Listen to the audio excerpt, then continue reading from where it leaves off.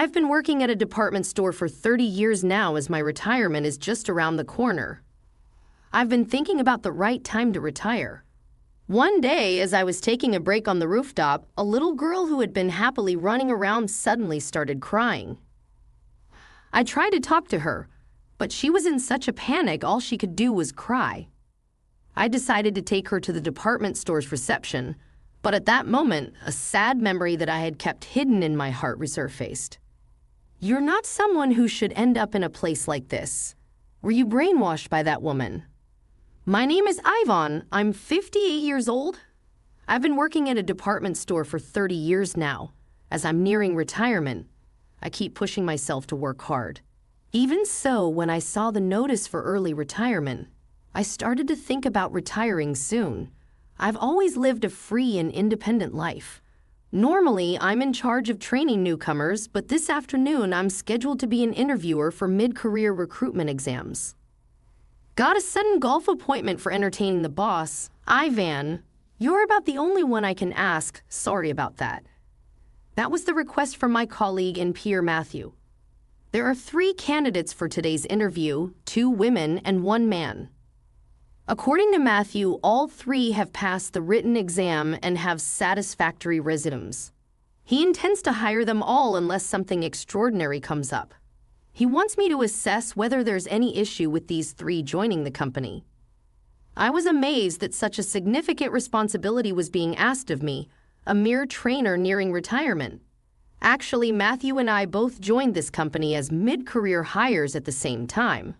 Over these 30 years, we've built a trusting relationship by supporting each other. That's why I've been hesitant to bring up early retirement with Matthew. During my lunch break with an interview ahead, I was at our department store's rooftop, which has been turned into a flower garden where beautiful flowers bloom seasonally. Department store rooftops used to be known for their small amusement parks, but by the time I joined, it had already been transformed into an arcade. And 20 years ago, it became the flower garden it is today. Now, this rooftop has become a popular spot for relaxation among nearby office workers. Just as I was about to head back to prepare for the interviews, stretching and rising from the bench, it happened. Mommy, Mommy! A little girl who had been happily running around the flower beds suddenly started crying. She was the only child there on a weekday afternoon with no apparent guardian in sight. The office workers present didn't know what to do, just watching the crying girl helplessly. What's wrong? Did you lose your mom? I asked her, but the panicked girl could only cry. Still, I managed to find out her name was Lisa and decided to take her to the department store's reception. Lisa, then a woman holding 2 water bottles in her hands, came running towards us. Lisa clung to the woman, and I was relieved, thinking her mother had returned. I'm so sorry. I just went to the vending machine to buy drinks, and Lisa got into the elevator by herself. Thank you so much. Lisa's mom repeatedly apologized to me, and in a hurry, I bid farewell to the 2 of them. While I was happy that the 2 of them had met, a sad memory that I had kept inside me resurfaced. Actually, I am a divorcee, and in my early 20s, I gave birth to a son, but got separated from my ex-husband before my son turned 3. My ex-husband was the eldest son of a well-known affluent farming family in the area, and we met at the local agricultural cooperative. I was just out of agricultural high school at the time and was drawn to him, older and more assertive, which led to our dating and eventual marriage. Later on, I ended up living with his parents, but I couldn't adapt well to the old customs of the farming family and soon found myself at odds with my in-laws. My ex-husband was busy with his work at the cooperative and wouldn't listen to my concerns. Gradually, our marriage deteriorated and I decided to divorce. However, my ex-husband and his family were adamant about not letting go of my son. What ensued was a custody battle that even involved my own family. But the family court ultimately granted custody to my ex-husband. Originally from a single-mother household, I had become a stay-at-home wife after marriage, which meant I had far less financial power compared to my husband and in-laws. Rather than losing custody of my son to my husband, I tried to endure and continue the marriage. But naturally, my in-laws would never allow it, and I ended up being the one forced out of my husband's home. Since then, I have not been allowed to see my son, and it's been over 30 years in this state. Now I have no idea where he is or what he's doing. That's when I decided to leave my hometown and came to this city. At the same time, I took the mid-career recruitment exam at this department store where I met Matthew. I was still in my 20s, and he did confess his feelings to me, but the wounds of my divorce were still fresh, and I wasn't ready to move on to another relationship, so I declined his offer. Since then, I never remarried. Matthew, on the other hand, did get married later, but also divorced within a year, leading us both to the conclusion that perhaps we're just not suited for marriage. Before the afternoon interviews began, the HR manager showed me the resumes of 3 candidates, all in their 30s. Just as Matthew had said, they seemed well qualified and capable of working with us. I was reviewing the 3 resumes in order, and it was when I got to the last one that I was astonished. I was looking at the resume of the only male applicant, and I couldn't believe what I saw. Tyler Green. I couldn't believe it and checked the date of birth. It matched the man I was about to interview, could possibly be my son, whom I hadn't seen in over 30 years.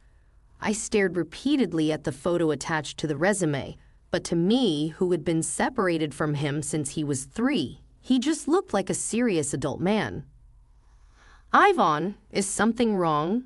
The HR manager asked me, sensing something off as I kept scrutinizing the resume. Oh, I'm fine, just lost in thought for a moment.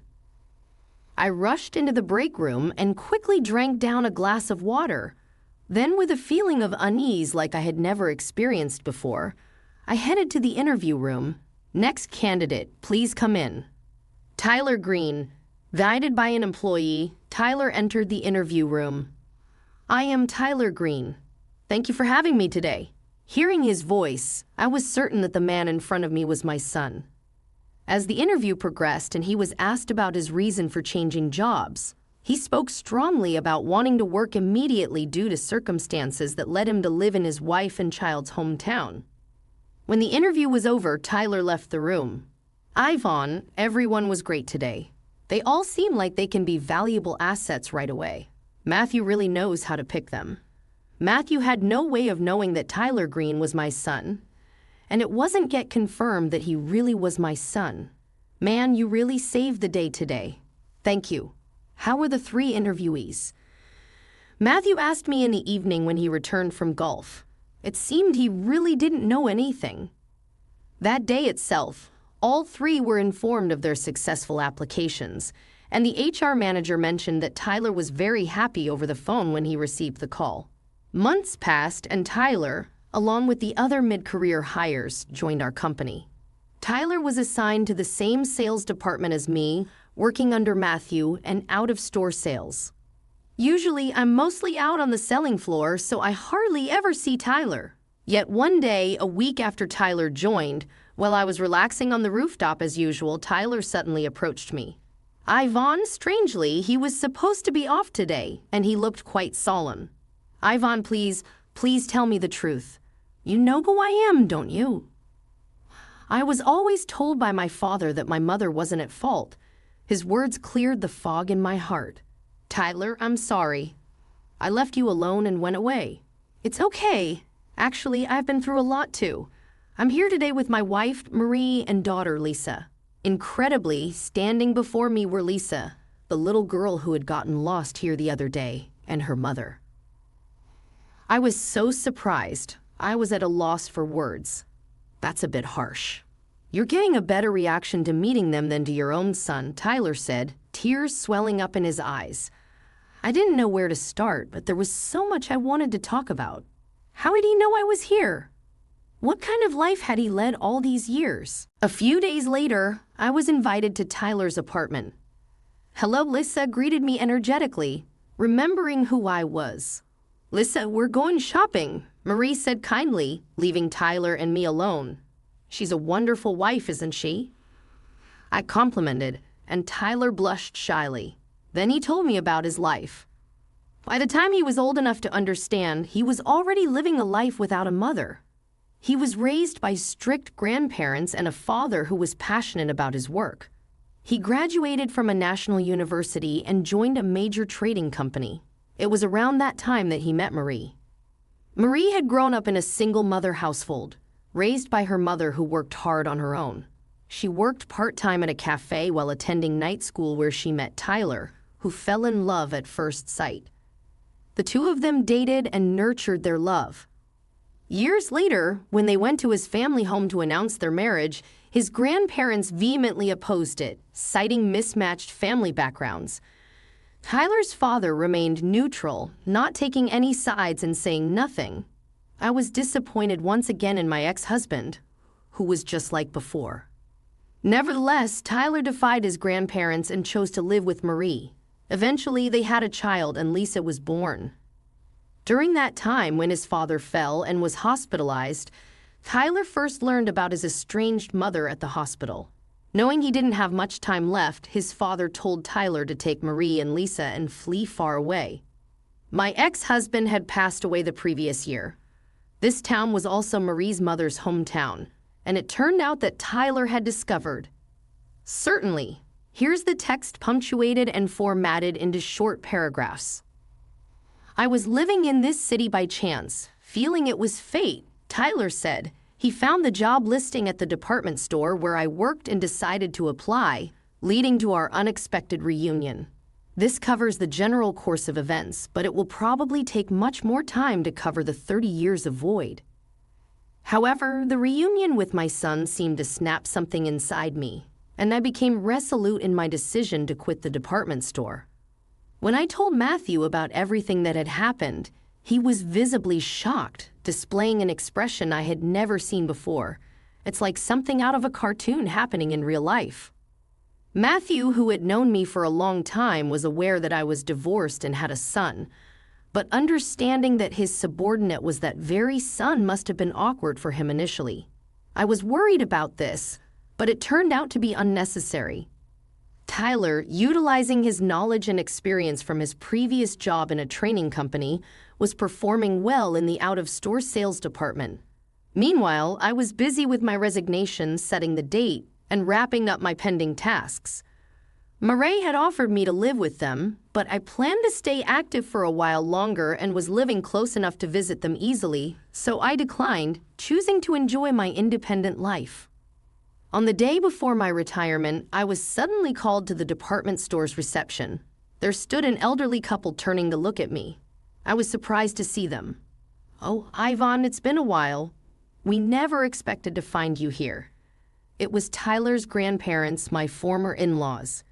"You both seem well," I replied cautiously.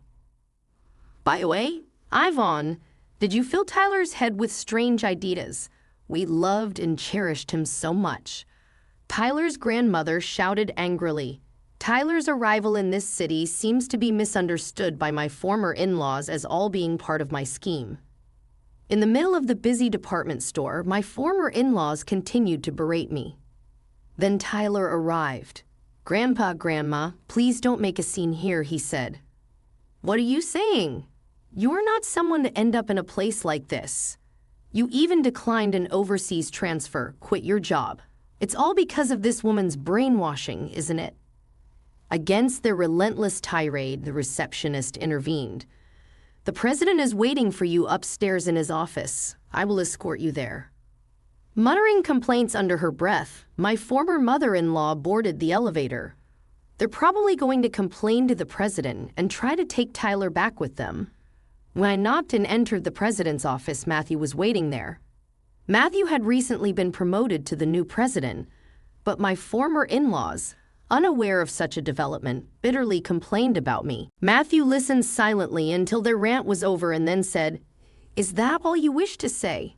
The very Ivan you've been criticizing is set to become the next executive vice president, a talent of such caliber. I would appreciate it if you stopped belittling our valuable employee." Her an executive vice president? My former mother-in-law's voice cracked with astonishment. Then she quickly changed her tune. "If Ivan's education and family background had matched our household, none of this would have happened. That's why we made sure Tyler received a proper education." Hyan, you're becoming the executive vice president. Enough. Leave now. My father died regretting he couldn't protect my mother, all because of you. Tyler, who had been silent until now, finally spoke up. He then expelled the grandparents who had raised him. Being reproached by their beloved grandson, they both left the room with drooping shoulders. The following day, as planned, I left the department store. Naturally, the tale of becoming an executive was a spur-of-the-moment fabrication by Matthew, but his promise to prepare a significant position for me if I stayed was genuine. Still, I politely declined and now help out at a friend's florist shop occasionally. Dining with Tyler and his family, enjoying peaceful days, the only change from before is my relationship with Matthew. We now dine without discussing work, and every morning he stops by the florist where I work to buy flowers for his office. As we both approach our 60th birthdays, we reflect on the long time we've shared despite various failures. Once I had rejected his advances, but over these 30 years, no other man but him has touched my heart.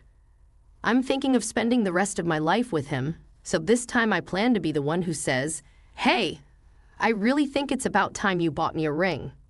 I wonder what kind of face Matthew will make. The anticipation is quite unbearable.